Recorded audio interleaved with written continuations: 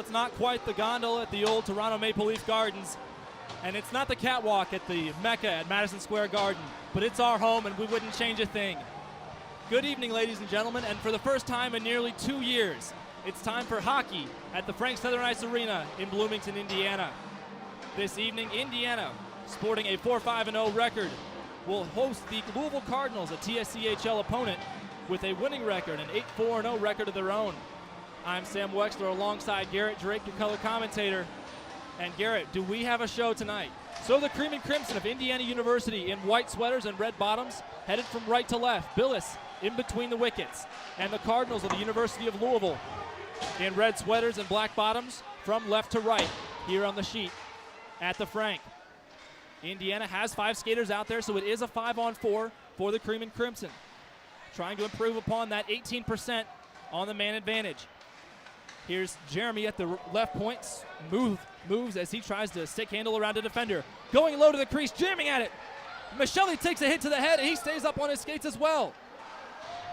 30 seconds have elapsed here in this power play for the Cream and Crimson, trying to score their first man advantage goal in 4 contests. Cards. Offenbach kicks at it, pushes the puck into the attacking zone with 7 seconds to go here in the period. Kicker throws an optimistic shot from the blue line, and that's how the first period ends between the Louisville Cardinals and the Cream and Crimson of Indiana University. 0-0. Some big hits all around, and the fans are as engaged as ever, Garrett, after a wild first 20 minutes. And welcome back to the Frank here in Bloomington, Indiana. Period number 2 about to get underway. I'm Garrett Drake taking over the play-by-play duties for the second as usual. And my color for the second period will be Kelsey Dennehy. And in the first, we saw a lot of physical play. The hits were pretty even. Louisville had a slight advantage, however, but Indiana's not going to back down from those. No, they're looking good, and I think the hype from the crowd is definitely bringing the energy up for those guys on the ice. It's looking really physical, and I hope it stays that way. Kenyon gets dragged down behind the net as Billis looks on aimlessly, and now here comes Indiana. Jeremy plays it up. This is Kicker sending it in behind the net off the boards where it's chased down by Kissel. Another collision along the boards gets the crowd to their feet. Oh, right Here's in a front. shot by Kennedy. Cade Kenyon with goal number 2 on the year. And this place is rocking. My goodness. Oh, we're looking at a penalty now for the Cream and Crimson. An interference call. Trying to see who's in the box for Indiana. It looks like it might have been on, let's see who's on the ice right now. Might be O'Flaherty in there, I'm not sure. A good play by Billis to push that one off, and then they score! And the Cardinals even it out. Billis was in the butterfly position, and the puck bounced off of his pad, and a shot on net blocked out in front. That one never had a chance to reach the keeper. And now here come the Cardinals. Cardinals forwards have definitely been tight on our D. I'm really, And they score again right there off the rebound as that one hit off the lower pad of Billis. And it was put in the net right there by number 4, Dalton Carl, the player we've been talking about all game long. As they're gonna save the icing, and now it's played back out in front. McDonald takes a hit, here's a slap shot that is covered by Walsh. So at the end of period number 2, we see Louisville with a 2-1 lead. They were able to jump out in front after Indiana scored the first goal. Welcome back to the Frank Southern Ice Arena for the third and final period, we hope, of this physical contest between the Cardinals of the University of Louisville and the Cream and Crimson of the Club Ice Hockey at Indiana University. I'm Sam Wexler alongside Garrett Drake, back on the call for the third frame. 3:50 to go on the power play. It's a 5-minute major. Indiana lucky not to get called for too many men. Here comes McDonald dancing around. He forces a save. The puck is still loose, now coming over to the far corner. 3.5 on the advantage. Brandenburg whisks it into the corner. Roulette wheeling it all the way around. Michelli returning the favor, bringing it back to the near side in the corner. He's dancing around, lays it off to Offenbach. Some spacing issues for Indiana on the near side. Over toward Michelli at the far circle again. Little spinorama. He thinks now, fires it to Jeremy. Trying to get it to Offenbach in the middle of the slot. Deflection going over to Michelli, who finds the back post, and it's Jeremy who scores it! Jeremy finds a wide open net on the back post on a one-timer that ties this game up. 10:53 to go, and the Cream and Crimson are not done yet. Timeout appears to have been called by head coach Matt Henderson of Indiana, judging by how long that conversation has continued after the skaters for Louisville return to the ice. And now we've got a fan up on the netting behind Cam Walsh, and the referees are going to have to let this one go for a second before they can get onto the ice. The fans are up on the netting. If we can get a shot of that, that would be spectacular. Goodness. Well, he's been dragged down by his buddies. Nevertheless, we'll have a face-off to the stick side of Cam Walsh, and now a Johnny Manziel jersey tries to climb up to the top of the netting. And he's been ejected. Well, that's tough, Garrett, with 8 minutes to go. And the Johnny Manziel jersey wearing fan has been asked to leave the Frank Southern Ice Arena. That's a first for me. They threw him out of here, Sam. He's gone. And I don't think the fans are going to take kindly to that. Garrett, what a turn of events. What an experience this evening. Look at him. He doesn't want to leave. Alex Shabazz is escorting him out of the building. He's dragging him by the hips like a get-back coach for college football. Garrett, it reminds me of when Dabo Sweeney, the head coach of Clemson football, has to have a guy yanking at his belt to get him off the field and away from the referees. And finally,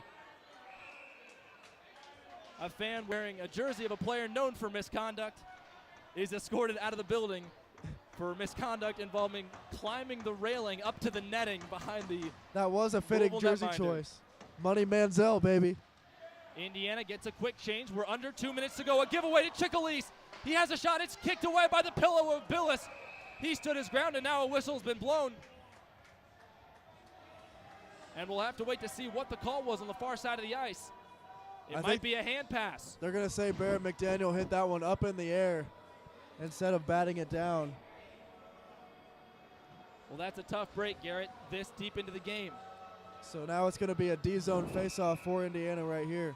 Now over to Brandenburg. Michelli has it at the left side, throws it high off the shoulder of Walsh, and it's flicked all the way across, and now we've got a whistle blown as it hit one of the banners hanging from the ceiling.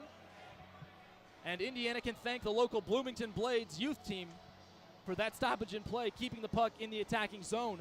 And Will Jeremy win. Offenbach is furious. He knows there were 4.7 seconds on the clock.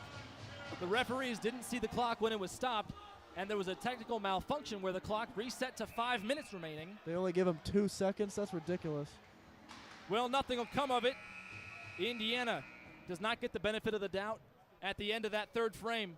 Garrett, we've got free hockey. Overtime between Indiana and Louisville, 2-2. An exciting physical battle ahead of us. And we'll take a quick break to catch our breath and let the skaters do the same.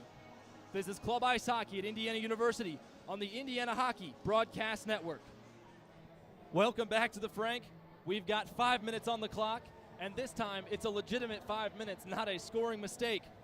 Indiana will start this overtime period with 4 skaters, and the Cardinals will put out 3. Timeout's been called by Coach Graham. They keep going, they keep skating, and they've gotten faster and faster as the game's gone on. Well, Garrett, let's take a look at why this game is so important.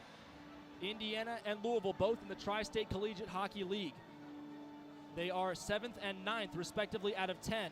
Indiana just has 3 points on 1 win. Louisville winless in their 2 games against Miami.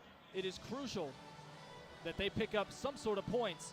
1 minute to go in overtime. Goodfellow slides around the left circle. Kenyon, stick handle, shoots top shelf, batted down right toward the stick, and it's kicked away. Walsh put his leg right onto the post. 50 seconds to go. Indiana has to vacate and retreat to neutral ice. Here comes Kenyon on another rush on the near side. He's at the right point, moving, passing to the high slot. Goodfellow can't hold on to it, and this could be a scary opportunity. Here comes Colton Ryan all by himself, shooting, top shelf, score! No goal, no goal, waved off. Play continues. It went off the crossbar, and Walsh was about to celebrate. He came halfway across his own zone, and this is getting chaotic. 20 seconds to go. Jeremy sliding in. He's at the right side, shoots off the post and away. Sam. Garrett, 5 seconds to go, and that's about as chaotic of an overtime period as you will ever see. And should both teams agree to it, we will see a shootout here at the Frank to decide things in a very exciting opening game to this home slate. Everybody thought that Louisville just won the game. Their players came out onto the ice after the referee signaled no goal. What an incredible scene at the Frank. Garrett, I've seen few games like this. Now, Garrett, we watch practice every week. We go to at least one, Tuesday or Thursday, and we see the shootout drills at the end of practice. I know Jack Null has his signature move where he just throws the puck at the frame. Although I don't think it'll be Null coming out to shoot the first shot necessarily. Definitely not. Ticketmaster's going to have to wait. So Walsh and Billis retreating to their respective sides. Puck dropped on top of the City of Bloomington logo at center ice. Skating out to take the first shot for his side, that's Zach Burkhart, the forward with 7 points to his name, 3 goals and 4 assists. Left-handed stick handler starts out toward the right side across the blue line. Billis moves out, back to the left side, shoots and scores! Right under the glove of Billis, and it's 1-0 in the shootout. It's Null out to take the first shot. We stand corrected, Garrett. Jack Null, the junior, moving over from the center circle. He's got some pace over toward his right side. He shoots, goes top shelf, and scores! Oh, my goodness. What a ripper from Null! It's all tied up at 1 apiece in the shootout. What just happened, Sam? Now for Louisville, it's Sam Zaritsky, the sophomore forward. He's right-handed, does an S-turn right into the slot, waits, and it's kicked away by Billis. 1-1, Indiana still has the bottom half of the second shot to go. And now we've got a stoppage in play as the fans are arguing with the referees. We've got another fan ejected, Garrett. Doesn't get much better than this. The second one of the night. He just kicked out another guy. He's kicking everybody out now. I think 4 people just got ejected, Sam. Well, there was Ethan DiLorenzo, the freshman from Naperville. Keeps the puck on his stick. The left-hander moves in, shoots and scores! DiLorenzo fist bumps the fans, shaking the glass at the Frank. It's 2-1. Indiana has a chance to seal it up. Now standing at center ice, it's Chickalise, the junior. Right-hander moves in, slides around, shoots, and it's kicked away! Billis made the save! Billis wins the game with his right leg. 3-2 the final score in a shootout. And the Cream and Crimson put a tally in the win column for the first time at Frank Southern Ice Arena since February before the pandemic.